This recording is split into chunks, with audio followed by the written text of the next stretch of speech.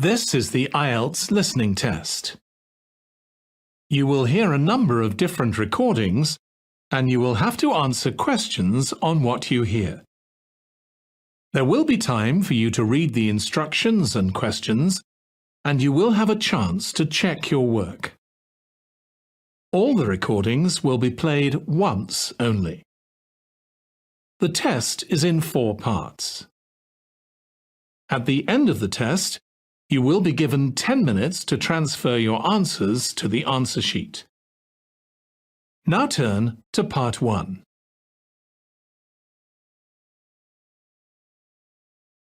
Part 1. You will hear a telephone conversation between 2 friends called Julie and Nick about cheap accommodation in the city of Darwin, Australia. First, you have some time to look at questions 1 to 6.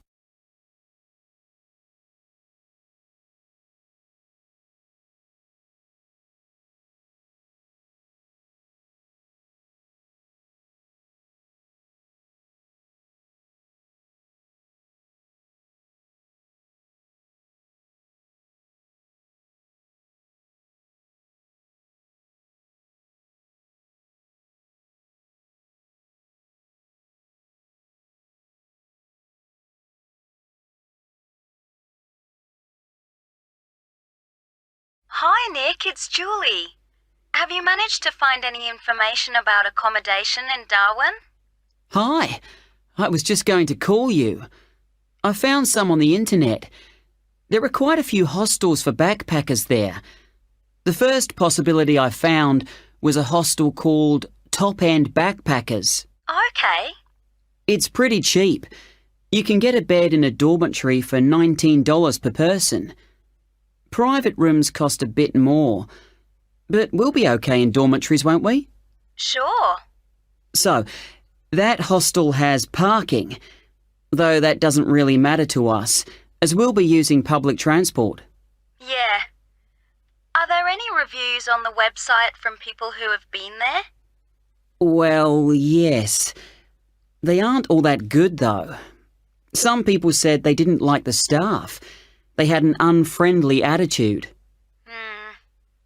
That's quite unusual in a hostel. Usually all the staff are really welcoming. That's what I thought. People said they liked the pool and the fact that the rooms had air conditioning. But the problem with that was that it was very noisy, so they were kept awake. But it was too hot if they turned it off, so they had to put up with it. Someone told me there's another hostel called Gumtree something. Gumtree Lodge. It costs a bit more, $45 a person. What? Oh, no, that's for private rooms. It's $23.50 for the dorms. That's more like it. It looks to be in quite a good location. A bit out of town and quiet, but with good transport and quite near a beach. Has it got a pool? Yes, and its own gardens. The reviews for that one are mostly okay, except for one person who said they couldn't sleep because there were insects flying around in the dormitories. Not for me then. And I'd rather be somewhere central, really. Right. There's a place called Kangaroo Lodge. They've got dorms at $22, and it's downtown, near all the restaurants and clubs and everything. So that should suit you. And it doesn't close at night. So there's always someone on reception? That sounds good. The only criticism I saw was that the rooms were a bit messy and untidy because people just left their clothes and stuff all over the beds and the floor. Don't hostels usually have lockers in the bedrooms where you can leave your stuff? Yeah, they do usually, but apparently they don't here.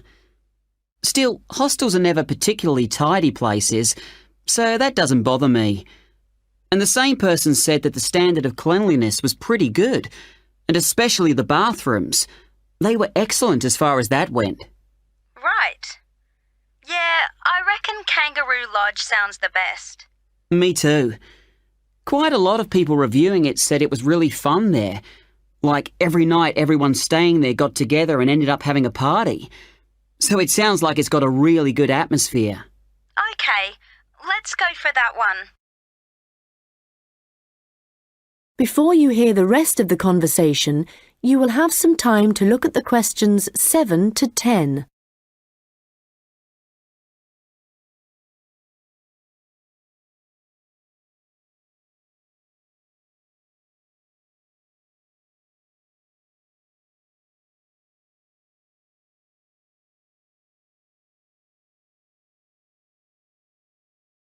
Now listen and answer questions 7 to 10. Did you get the address of Kangaroo Lodge? Yes, it's on Shadforth Lane. Can you spell that? Shadforth.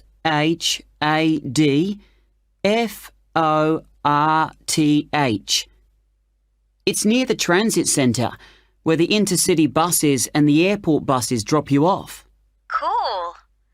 I'm really looking forward to this. I've never stayed in a hostel before. Do they provide bed linen, sheets and things? Yeah. And you can usually either bring your own towel or hire one there. But they don't usually provide those for free. OK. And what happens about meals? Well, you don't have to pay extra for breakfast. It varies a lot in different places, but generally it's okay. And there's usually a cafe where you can buy a snack or a hot meal for lunch. But actually, if you're really travelling on the cheap, usually for every 5 or 6 rooms, there's a kitchen where you can knock up a snack. And that saves a lot of money. Great. Right, well, shall I go ahead and book that? That is the end of part 1. You now have 1 minute to check your answers to part 1.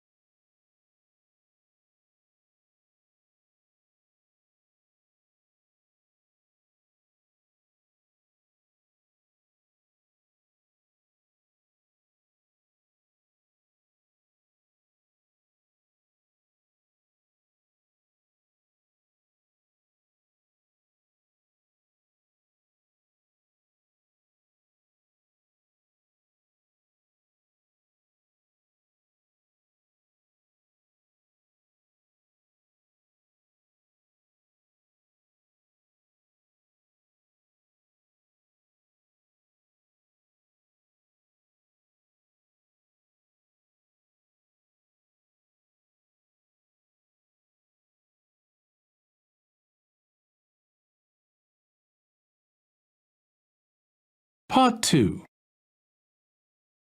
You will hear a guide at an outdoor sculpture park talking to a group of visitors. First, you have some time to look at questions 11 to 16.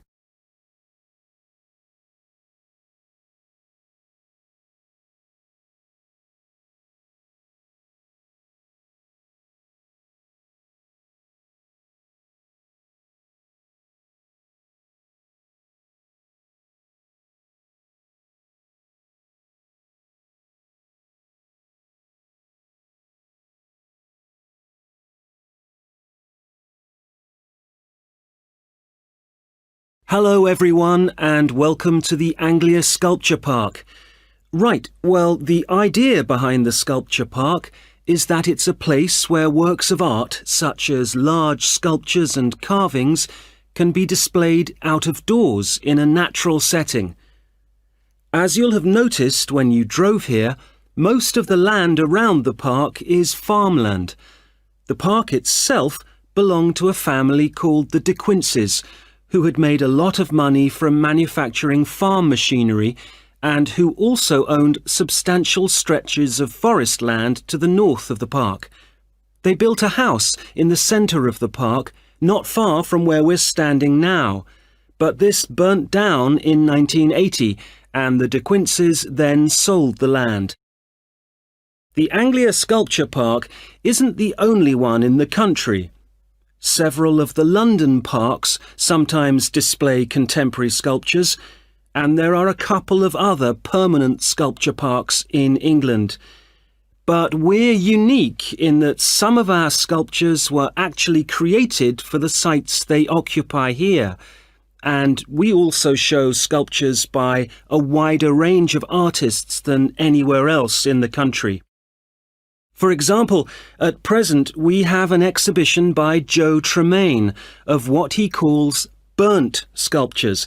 These are wood and stone sculptures that he's carved and marked with fire to illustrate the ferocity and intensity of the forces that have shaped our planet over millions of years.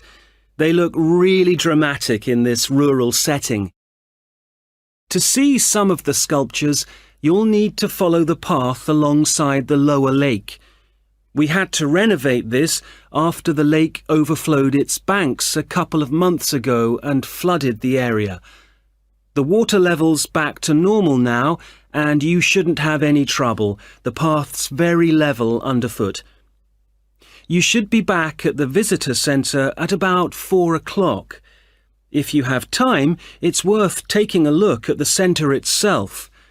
It's not possible to go upstairs at present, as builders are working there adding another floor, but the rest's well worth seeing. The architect was Guy King. He was actually born in this part of England, but he recently designed a museum in Canada that won a prize for innovation in public buildings. If you want to get something to eat when you get back, like a snack or a sandwich, the terrace room is currently closed, but you can go to the kiosk and buy something, then sit on one of the chairs overlooking the lower lake and enjoy the view as you're eating. Before you hear the rest of the conversation, you will have some time to look at the questions 17 to 20.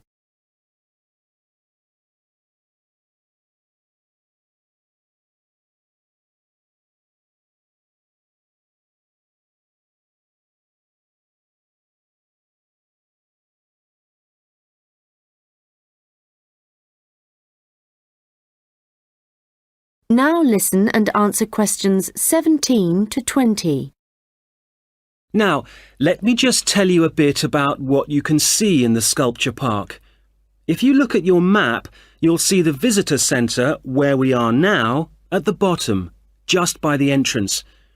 Since we only have an hour, you might not be able to get right around the park, but you can choose to visit some of the highlights. You might like to take a look at the Joe Tremaine sculptures, which are displayed on this side of the upper lake, just behind the education centre and near the bridge. They're really impressive, but please remember not to let your children climb on them. One of our most popular exhibitions is the Giorgio Catalucci bird sculptures. They're just across the bridge on the north side of the lower lake. I love the way they're scattered around in the long grass beside the lake, looking as if they're just about to take to their wings. You could also go to the garden gallery. It's on this side of the upper lake. From the visitor centre, you go to the education centre, then keep on along the path and you'll see it on your right. There's an exhibition of animal carvings there which is well worth a look. We also have the Longhouse.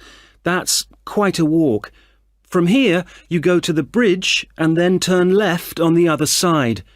Soon you'll see a winding pathway going up towards the northern boundary of the park. Go up there and you'll find it at the top. They have some abstract metal sculptures that are well worth seeing if you have time. OK, well, now, if you... That is the end of part 2. You now have 30 seconds to check your answers to part 2.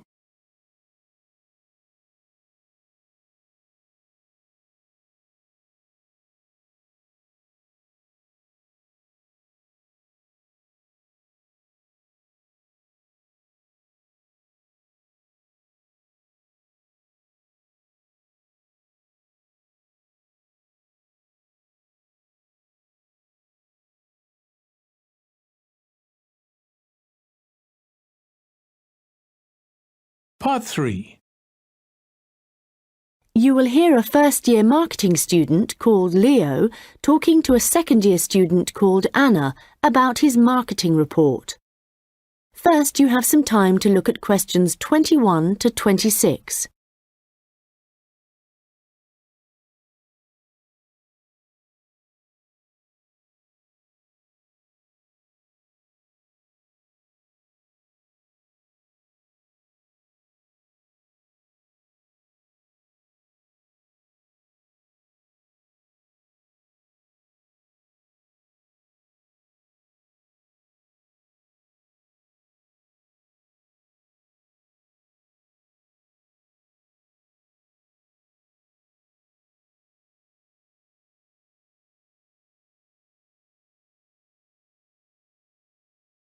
Anna, I wanted to ask you about my marketing report. I'm not sure about it. That's okay, Leo. So what do you have to do? Choose a product or service, then compare two organisations that produce it.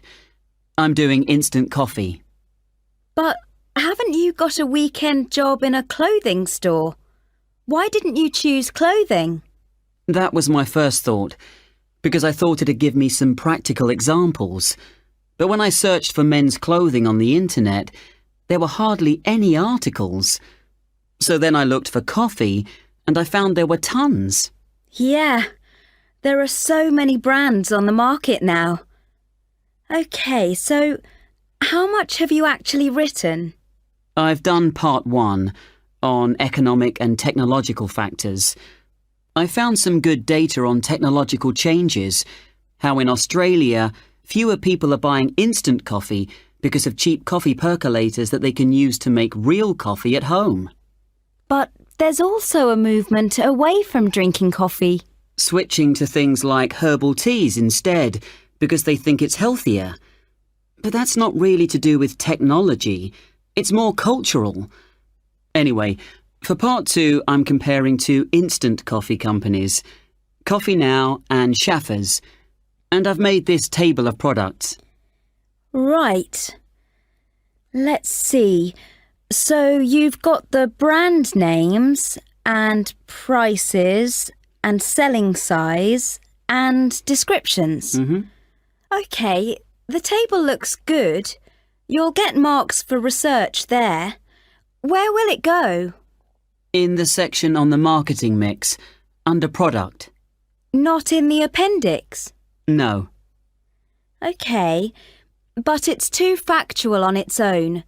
You need to add some comment in that section about the implications of the figures. Right, I'll do that. Now, I want to say that I think that Schaffers is more of a follower than a leader in the coffee industry. Now, I'm putting that in the section on market share. Does that seem okay?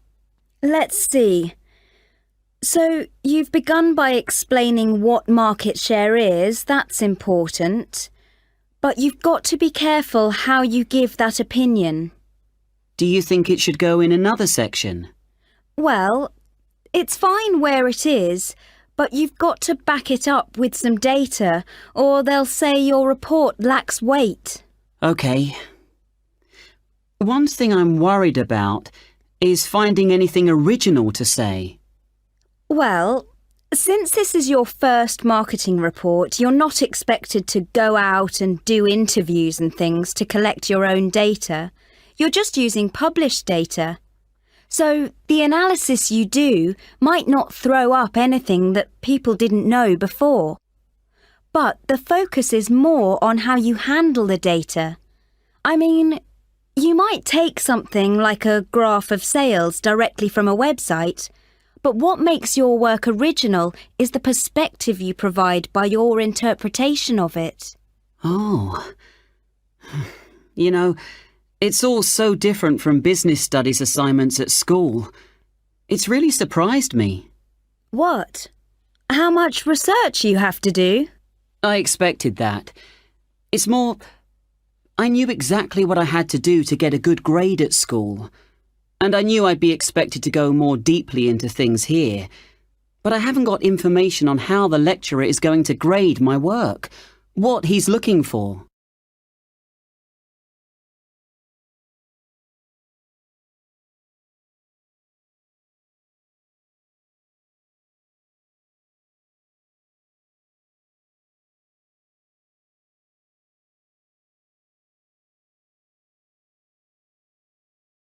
Now listen and answer questions 27 to 30. Well, one thing you have to remember is that in a marketing report, you've got to have what they call an executive summary at the beginning. I forgot that and I got marked down. Yeah, I've drafted it. I've got an overview. Have you got something about the background there? Yeah. Good. So, I've just made a summary of the main points. I wasn't sure whether or not I should have my aims there. No, that's too personal. The executive summary is just like what a manager would read to get a general idea of your report if he was in a hurry. Right. Then I'm okay for the first main part, all of the macro environment stuff. But it's when I get onto the problems section. I've listed all the problems that Coffee Now and Schaffers are facing. But then what? Well, you have to prioritise. So indicate the main problems, and then you analyse each one by connecting it with a theory. That's where your reading comes in. Okay. Have you done your implementation section yet? I've thought about it. So that's where I write about what could be done about the problems. Yes. And it's got to be practical, so don't forget to specify things like who would be involved, and the cost, and the order that things would be done in. Right. Well, that shouldn't take long. You'd be surprised. Actually, that's the bit that tends to get badly done because people run out of time. That and the conclusion. Oh, any hints for that? Well, it's got to draw out the main points from your report. So it's got to be quite general. You need to avoid introducing new stuff here. It's got to sum up what you've said earlier. Okay. Thanks, Anna. That's been a big help. That is the end of part 3. You now have 30 seconds to check your answers to part 3.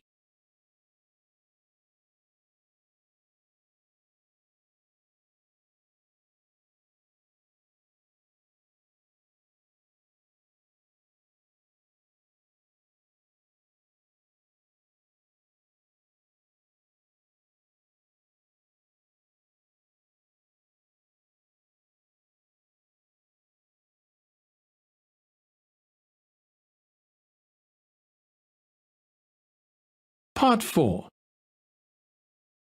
You will hear part of a lecture about the history of fireworks in Europe.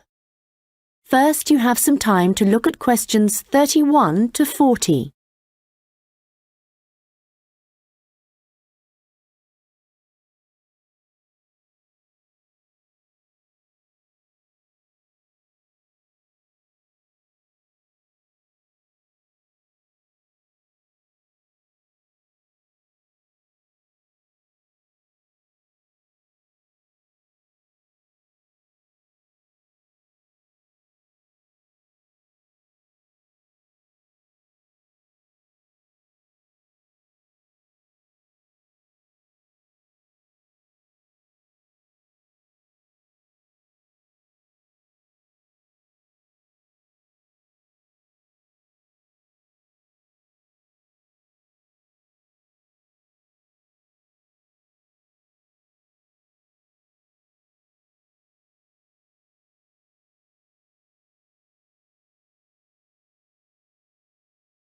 Now listen carefully and answer questions 31 to 40.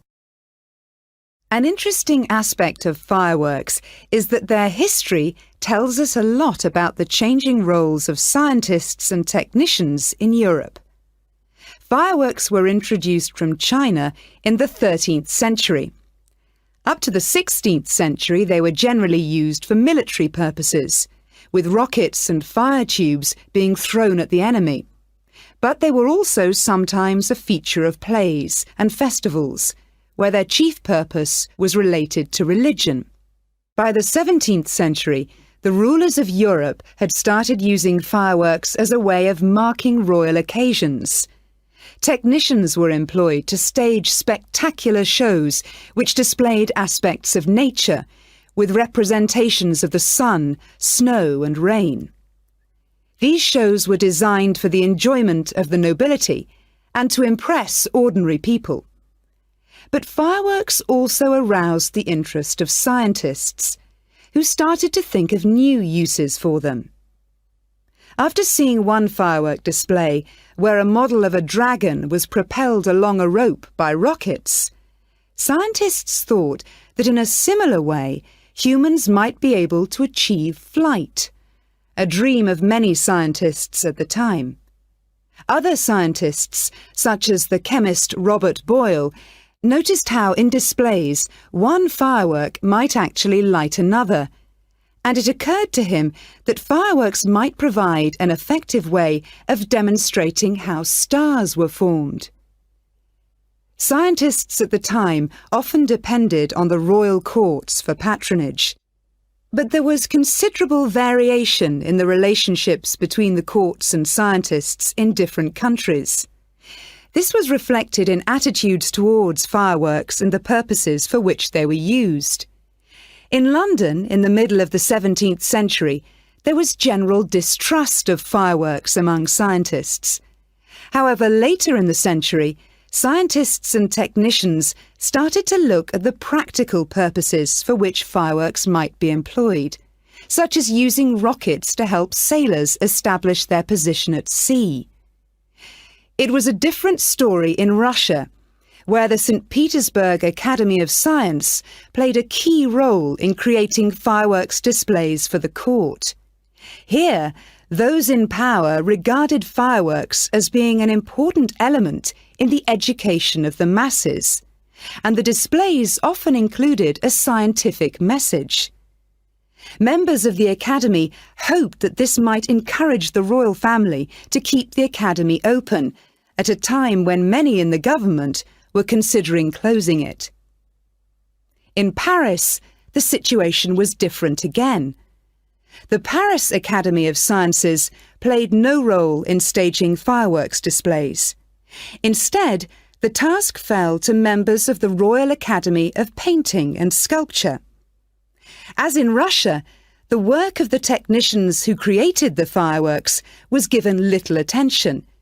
Instead, the fireworks and the spectacle they created were all designed to encourage the public to believe in the supreme authority of the king. However, science was also enormously popular among the French nobility, and fashionable society flocked to demonstrations such as Nicolas Lemery's display representing an erupting volcano. The purpose of scientists was basically to offer entertainment to fashionable society, and academicians delighted in amazing audiences with demonstrations of the universal laws of nature.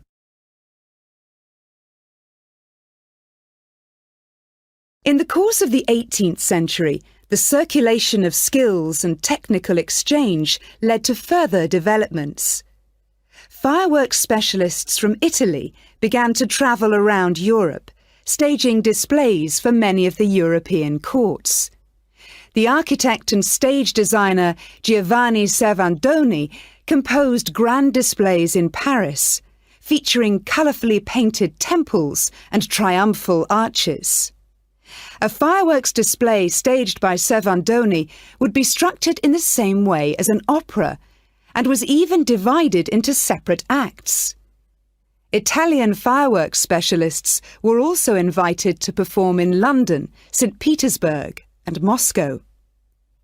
As these specialists circulated around Europe, they sought to exploit the appeal of fireworks for a wider audience, including the growing middle classes.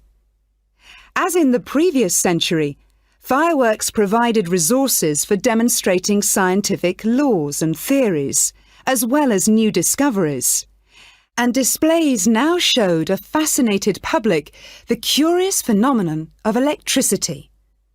By the mid-18th century, fireworks were being sold for private consumption. So the history of fireworks shows us the diverse relationships which existed between scientists, technicians, and the rest of society.